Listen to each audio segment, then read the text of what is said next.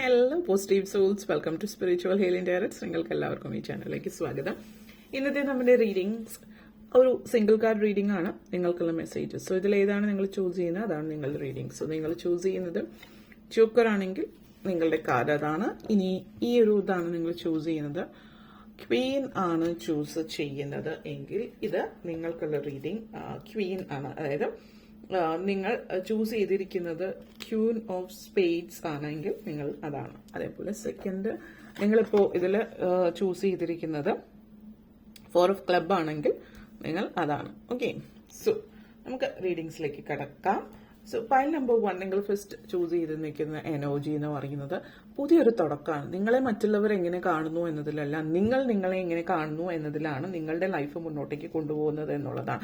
അതായത് മറ്റുള്ളവർ ചിലപ്പോൾ നിങ്ങൾ ചെയ്യുന്ന ചില പ്രവൃത്തികൾ ഇതെന്താണ് ഇങ്ങനെയൊന്നും ശരിയാവില്ല, ലൈഫ് ഇങ്ങനെയല്ല മുന്നോട്ടേക്ക് പോകേണ്ടത് എന്നുള്ളത് പറയുന്നുണ്ടാവും. നിങ്ങളൊരു വെറുതെ ഒരു ദിവാസ്വപ്നം കണ്ടു നടക്കുന്ന ഒരു വ്യക്തിയാണ്.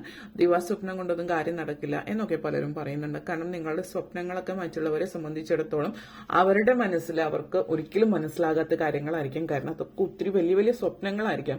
പലപ്പോഴും വളരെ സാധാരണ രീതിയിൽ ജീവിക്കുന്ന ആളുകൾ വലിയ വലിയ സ്വപ്നങ്ങളൊന്നും എനിക്ക് കാണാൻ അർഹതയില്ല, അത് പറ്റില്ല എന്ന് ചിന്തിക്കുന്നതായിരിക്കും ചുറ്റുമുള്ള പല ആളുകളും.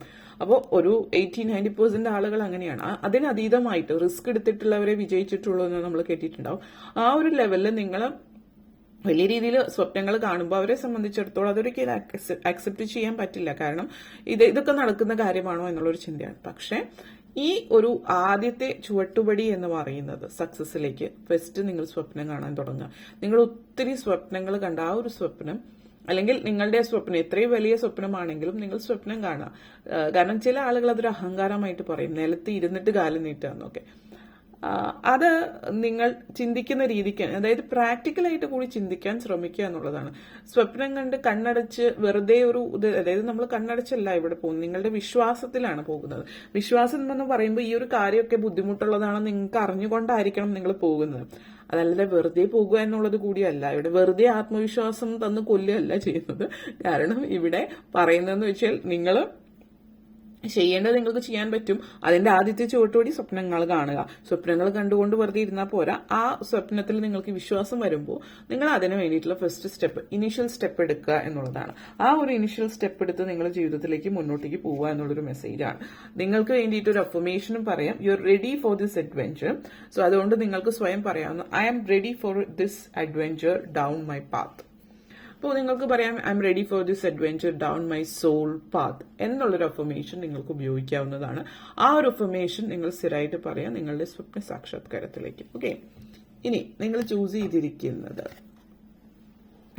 ക്യൂൻ ആണ്. നിങ്ങൾ ചൂസ് ചെയ്തിരിക്കുന്നത് നിങ്ങൾക്കുള്ള മെസ്സേജ് എന്ന് പറഞ്ഞാൽ ഈ നിങ്ങളുടെ ലൈഫിൽ നിങ്ങൾ മറ്റുള്ളവർ നിങ്ങളെ കുറിച്ചിട്ട് ചിന്തിക്കുന്നത് എന്താണ്, നിങ്ങൾ വളരെയധികം ഒരു സ്ട്രോങ് ആയിട്ടുള്ള അതായത് അഹങ്കാരം എന്നുള്ള ചിന്ത ചില ആളുകൾക്ക് നിങ്ങളെ കുറിച്ച് പറയുമ്പോൾ വരാറുണ്ട്. കാരണം നിങ്ങൾ മറ്റുള്ളവരുടെ അതായത് ഇമോഷണലിന്റെ പുറത്തല്ല തീരുമാനമെടുക്കുന്നത്. കാരണം മറ്റ് പല ആളുകളെ സംബന്ധിച്ച്, പ്രത്യേകിച്ച് നിങ്ങളൊരു സ്ത്രീ ആണെങ്കിൽ, ഇനി സ്ത്രീ ആണെങ്കിലും പുരുഷനാണെങ്കിലും, നിങ്ങൾ ചിലപ്പോൾ വളരെ സംയമനത്തോട് സംസാരിക്കുന്ന ആളായിരിക്കും. ദേഷ്യമൊന്നും പെടുന്ന ഒരു വ്യക്തിയായിരിക്കില്ല.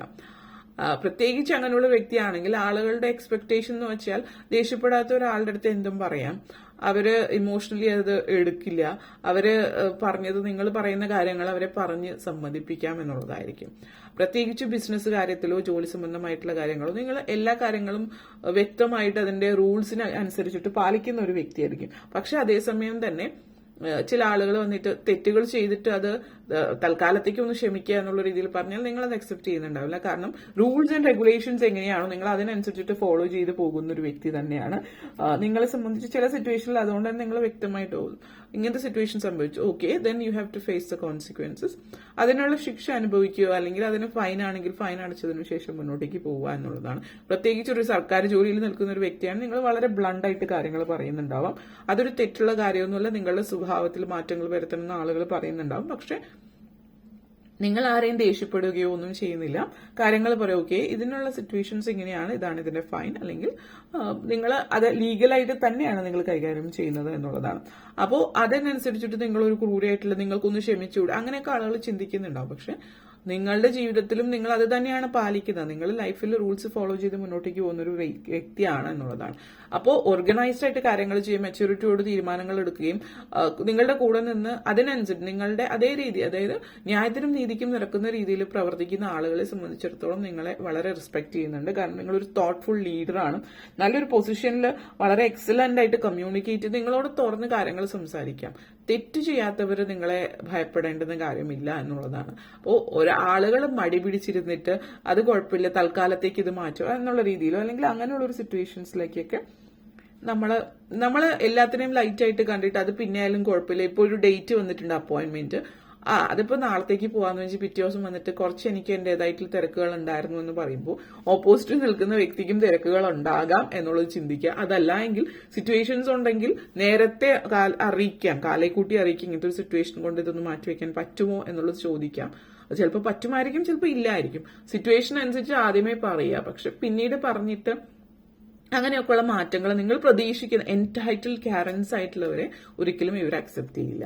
അതാണ് ഇവിടുത്തെ മെസ്സേജ് പറയാനുള്ളത്. ഇനി നിങ്ങൾ ചൂസ് ചെയ്തിരിക്കുന്നത് നമ്പർ 4 എന്നുള്ള എനർജിയാണ്. 4 ഓഫ് ക്ലബ് ആണെങ്കിൽ നിങ്ങളെ സംബന്ധിച്ചിടത്തോളം പറയാനുള്ളത് സെലിബ്രേഷൻസ് ആണ്. പ്രണയം ജീവിതത്തിലേക്ക് വരുന്നു, പ്രണയ സാക്ഷാത്കാരം അതുപോലെയുള്ള കാര്യങ്ങൾ ജീവിതത്തിലേക്ക് വരുന്നു, സെലിബ്രേഷൻസ്, പ്രോസ്പെറിറ്റി, വളരെ പ്രധാനപ്പെട്ട ഇമ്പോർട്ടന്റ് ആയിട്ടുള്ള കാര്യങ്ങളൊക്കെ ജീവിതത്തിൽ സംഭവിക്കുന്നു എന്നുള്ളത് തന്നെയാണ് ഇവിടെ സൂചിപ്പിക്കാനുള്ളത്.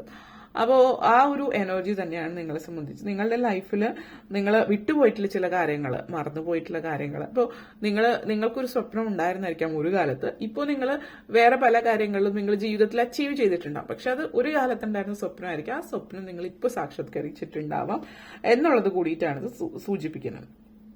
അതേപോലെ ചില ആളുകളെ സംബന്ധിച്ച് ബന്ധങ്ങളായിരിക്കാം.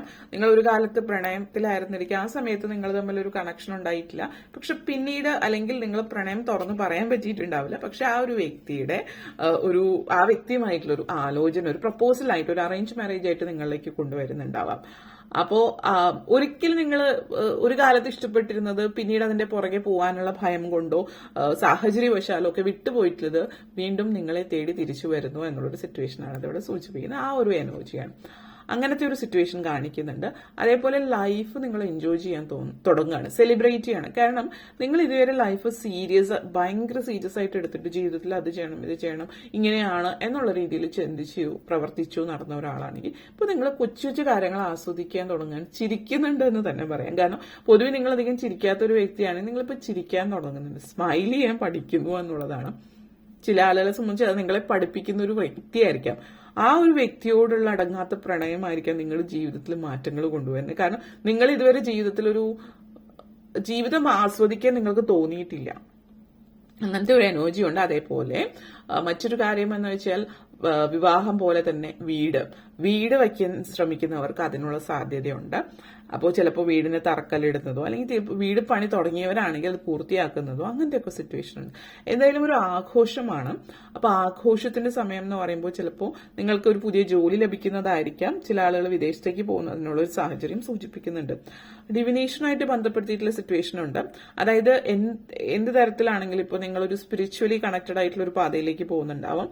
നിങ്ങളൊരു അസ്ട്രോളജി പഠിക്കുകയോ tarot card reading, coffee reading അല്ലെങ്കിൽ മറ്റെന്തെങ്കിലുമൊക്കെ റീഡിങ്സ് നിങ്ങൾ ചെയ്യുന്നുണ്ടാവും. റീഡിങ്സോ അതേപോലെ അല്ലെങ്കിൽ നിങ്ങളൊരു പൂജാരി അല്ലെങ്കിൽ ഒരു പള്ളിയിലച്ഛന അല്ലെങ്കിൽ മുക്രി അതുപോലെ എന്തെങ്കിലും ആവാൻ, ഏതെങ്കിലും മതത്തിന്റെ ഭാഗമായിട്ട് നിങ്ങൾ പ്രവർത്തിക്കാനായിട്ട് തുടങ്ങുന്നുണ്ട്. അതിന്റെ ഭാഗമായിട്ടുള്ള ഡിവിനേഷനിലേക്ക് പൂജ ചെയ്യുന്നതും അതേപോലെയുള്ള കാര്യങ്ങളൊക്കെ പള്ളിയിലോ ക്ഷേത്രങ്ങളിലോ ഒക്കെ ബന്ധപ്പെടുത്തിയിട്ടില്ല. അപ്പോൾ ഇത്രയും കാര്യങ്ങളാണ് പറയാനുണ്ടായിരുന്നത്. നിങ്ങൾക്ക് എല്ലാവർക്കും ഈ വീഡിയോ ഇഷ്ടപ്പെട്ടുവെങ്കിൽ ലൈക്ക് ചെയ്യാനും ഷെയർ ചെയ്യാനും കമന്റ് ചെയ്യാനും സബ്സ്ക്രൈബ് ചെയ്യാനും മറക്കരുത്. അതുപോലെ താഴെ ബെല്ലൈക്കൻ കൂടി ക്ലിക്ക് ചെയ്യുക, എങ്കിൽ മാത്രമേ മുന്നോട്ടേക്കുള്ള വീഡിയോസ് നിങ്ങൾക്ക് ലഭിക്കുകയുള്ളൂ. അപ്പോൾ ഈ വീഡിയോ കണ്ടിരുന്ന എല്ലാവർക്കും ബിഗ് താങ്ക് യു.